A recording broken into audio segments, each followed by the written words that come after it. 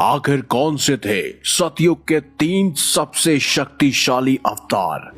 पहले नंबर पर मौजूद सबसे शक्तिशाली अवतार को रोकने के लिए और उसका वध करने के लिए खुद भगवान शिव को भी दुनिया का सबसे भयंकर अवतार लेना पड़ा था।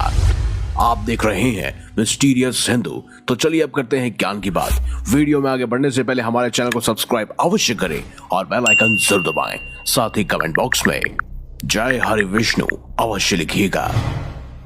सतयुग का इतिहास 17 लाख साल पुराना बताया जाता है। इसे कृत युग भी कहा जाता है। ऐसी मान्यता है कि सतयुग में पाप बहुत निचले स्तर पर था, या यूं कहे कि ना के बराबर था। इसे सच्चाई, तपस्या, अनुष्ठान और दान का युग भी कहा जाता है।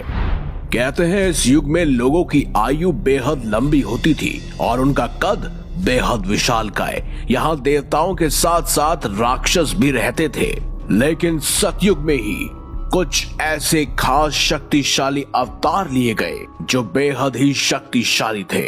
कहते हैं इसी युग से अवतारों का सिलसिला शुरू हो चुका था। लेकिन सतयुग में आखिर कौन से थे 3 सबसे शक्तिशाली अवतार, चलिए जानते हैं। तीसरे नंबर पर है भगवान विष्णु के हयग्रीव अवतार। दरअसल पौराणिक मान्यताओं के अनुसार एक बार हयग्रीव नामक एक राक्षस बेहद ही शक्तिशाली था। उसने ब्रह्मा जी से वेदों का हरण कर लिया था। वेदों का हरण हो जाने से ब्रह्मा जी बेहद परेशान और दुखी हुए। ऐसे में वो भगवान विष्णु के पास पहुंचे। कहते हैं इसमें भी भगवान विष्णु की ही माया थी।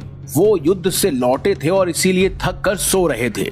उन्होंने अपने धनुष की प्रत्यंचा चढ़ाकर उसे धरती पर टिकाया हुआ था और बाण की नोक पर अपना सिर रखकर योग निद्रा में सो गए थे। फिर क्या हुआ, दूसरी ओर हयग्रीव नाम का एक असुर महामाया का भयंकर तप कर रहा था।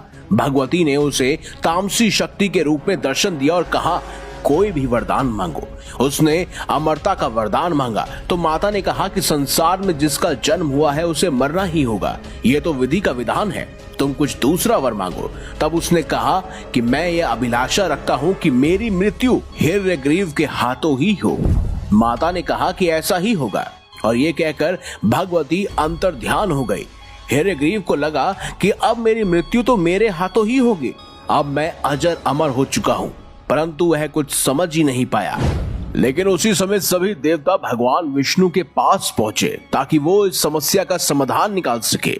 लेकिन विष्णु जी तो योग निद्रा में निमग्न थे और उनके धनुष की प्रत्यंचा चढ़ी हुई थी। ब्रह्मा जी ने उनको जगाने के लिए वक्री नामक एक क्रीड़ा उत्पन्न की, जिसने वह